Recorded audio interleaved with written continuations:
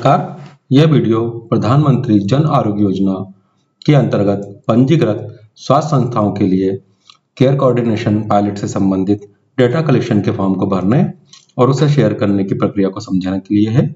कृपया वीडियो को ध्यान से देखें और दिए गए चरणों का पालन करें। सबसे पहले आपको ईमेल के द्वारा जो फॉर्म की लिंक दी गई है उस लिंक को अपने वेब ब्राउजर में जाकर पेस्ट करें, फिर इंटर का बटन दबाएं। इंटर का बटन दबाने के पश्चात आपको स्क्रीन पर इस तरह का एक पॉपअप मैसेज दिखाई देगा, उसे अलाउ कर दें। अगर यह पॉपअप मैसेज दिखाई नहीं देता है तो आप लोकेशन के आइकॉन पर जाएं और यहां से लोकेशन को अलाउ कर दें। इसके बाद भी अगर आपको फॉर्म दिखाई नहीं देता है तो आप अपने फॉर्म को एक बार रिफ्रेश कर लें। इसके पश्चात आपको इस तरह का फॉर्म दिखाई देगा। फॉर्म भरने वाले सभी व्यक्तियों से अनुरोध है कि फॉर्म को भरते समय अपने अस्पताल में ही बैठकर इसको भरें, किसी अन्य लोकेशन पर जाकर इस फॉर्म को ना भरें। फॉर्म भरते समय लैपटॉप या कंप्यूटर का ही प्रयोग करें, मोबाइल का उपयोग ना करें। फॉर्म के लिंक के साथ हमने इस फॉर्म में भरने वाली जानकारियों की सूची भी शेयर की है, तो वो जानकारियां आप लोग एकत्र कर लें। उसके बाद इस फॉर्म को भरना शुरू करें। फॉर्म की शुरुआत में सबसे पहले अस्पतालों की सूची दी गई है। आप ड्रॉप डाउन में जाकर यहाँ पर अपना अस्पताल को सेलेक्ट कर सकते हैं या फिर अपने अस्पताल का नाम टाइप भी आप कर सकते हैं। मैंने उदाहरण के लिए बंसल हॉस्पिटल लिया है। अगले ऑप्शन में आप अपने अस्पताल का आयुष्मान आईडी डालें। उसके बाद अपने अस्पताल का पूरा एड्रेस डालेंगे। इसके अगले ऑप्शन में आपके अस्पताल की निकटतम लैंडमार्क को डालेंगे।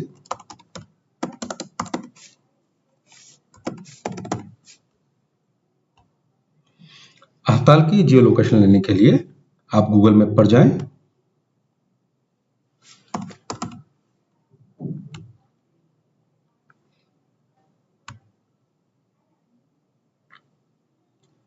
सर्च ऑप्शन में अपने अस्पताल का नाम डालें। इसके बाद आपको जो लोकेशन दिखाई देगी वहां पर जाकर राइट क्लिक करें और ऊपर दिए गए लेट डाउन नंबर को सिलेक्ट करें। वापस फॉर्म पर आकर उन नंबर्स को पेस्ट कर दें। अगले ऑप्शन में आपके हॉस्पिटल में जितने भी डॉक्टर्स ओपीडी में बैठते हैं उन डॉक्टरों की संख्या लिखना है। मैं उदाहरण के लिए 10 डॉक्टर्स की संख्या ले रहा हूं। अगले ऑप्शन में आपको अस्पताल का ईमेल आईडी डालना है।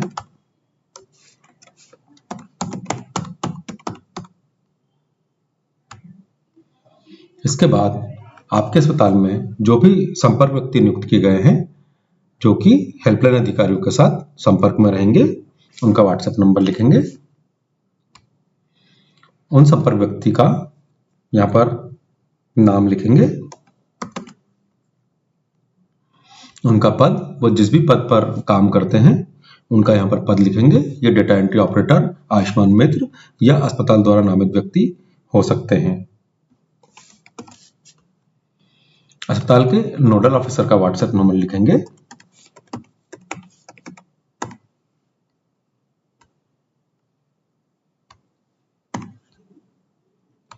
नोडल ऑफिसर का नाम लिखेंगे, उनका पद लिखेंगे। मैं उदाहरण के लिए हॉस्पिटल मैनेजर लिख रहे हैं। अगले ऑप्शन में आपके अस्पताल में उपलब्ध स्वास्थ्य सेवाएं या ओपीडी डिपार्टमेंट्स या स्पेशलिटीज की सूची दी गई है। इनमें से उपलब्ध सेवाओं को सेलेक्ट करें। मैं उदाहरण के लिए कुछ सेवाएं सेलेक्ट कर रहा हूं।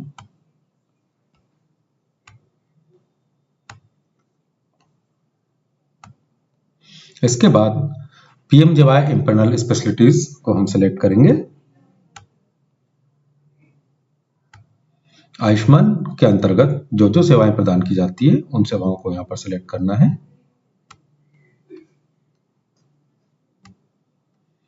इसके पश्चात number of days OPD fee valid for, इसके अनुसार अगर किसी पेशेंट ने आज अस्पताल में दिखाया है और उसने ओपीडी की फीस भरी है तो वह अगले कितने दिनों तक बिना फीस भरे डॉक्टर को दिखा सकता है, तो हम उनकी संख्या यहां पर डालेंगे। उदाहरण के लिए 5 डाल रहा हूं।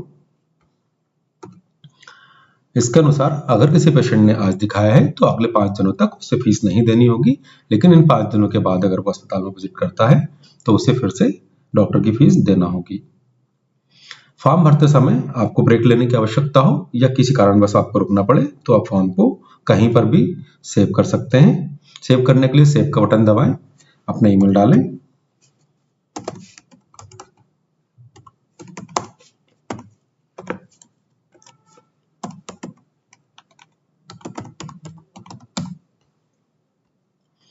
और फिर इसे सेंड कर दें। सेंड करने के बाद अपना ईमेल अच्छी तरह से चेक कर लें कि ये लिंक आपके ईमेल पर प्राप्त हुई है या नहीं। अगर ये ईमेल पर प्राप्त नहीं हुई है तो आप यहाँ पर जाकर इसको कॉपी करके कहीं पर सेव कर सकते हैं। फिर जब दोबारा आप इस फॉर्म पर काम करना चाहें, इसी लिंक पर जाकर वहीं से काम शुरू कर सकते हैं। अगले ऑप्शन में हम डॉक्टर की एंट्री करेंगे। सबसे पहले डॉक्टर का नाम डालेंगे। उदाहरण के लिए मैंने डॉक्टर एक्स डाला है। उनका डिपार्टमेंट डालेंगे और इन डॉक्टर की जो हाईएस्ट अटेंड डिग्री है वो लिखेंगे। अब ये डॉक्टर एक्स किस किस दिन हॉस्पिटल में बैठते हैं उन दिनों को हम सिलेक्ट करेंगे। मान लीजिए कि अगर ये अस्पताल में सोमवार, बुधवार और शुक्रवार को बैठते हैं तो हम इन 3 दिनों को सिलेक्ट कर लेंगे। अगर ये डॉक्टर हॉस्पिटल में 6 दिन उपलब्ध है तो हम 6 दिन सिलेक्ट कर लेंगे और अगर 7 दिन उपलब्ध है तो हम 7 दिन सिलेक्ट कर सकते हैं। डॉक्टर एक्स हेल्पलाइन द्वारा भेजे गए पेशेंट की अधिकतम सीमा क्या होगी? हेल्पलाइन द्वारा भेजे गए कितने पेशेंट को डॉक्टर एक्स एक दिन में देख सकते हैं उनकी संख्या लिखेंगे। उदाहरण के लिए मैं 20 लिख रहा हूं। डॉक्टर एक्स की ओपीडी किस समय स्टार्ट होती है वो हम यहाँ पर लिखेंगे। मैं 9 बजे ले रहा हूं और इवनिंग में हम लोग 8 बजे का टाइम सिलेक्ट कर रहे हैं।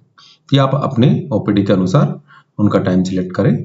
अब हेल्पलाइन द्वारा भेजे गए पेशेंट को देखने के लिए जो उपयुक्त समय है वो हमें यहाँ लिखना है कि डॉक्टर एक्स भेजे गए पेशेंट्स को कितने बजे देखना पसंद करेंगे। इसके लिए हम यहाँ पर टाइम सेलेक्ट कर सकते हैं। उदाहरण के लिए 10 से 11 का टाइम मैंने सुबह लिया है। अगर ये शाम को भी पेशेंट को देखना चाहते हैं तो हम शाम का समय भी ले सकते हैं। डॉक्टर एक्स की ओपीडी कंसल्टेशन फीस कितनी है वो हम यहाँ पर डाल देंगे। मैं उदाहरण के लिए 300 रुपये लिख रहा हूँ।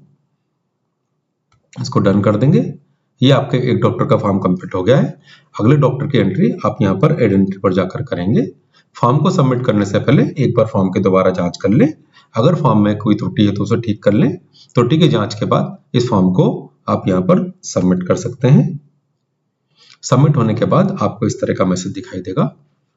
समय देने के लिए धन्यवाद।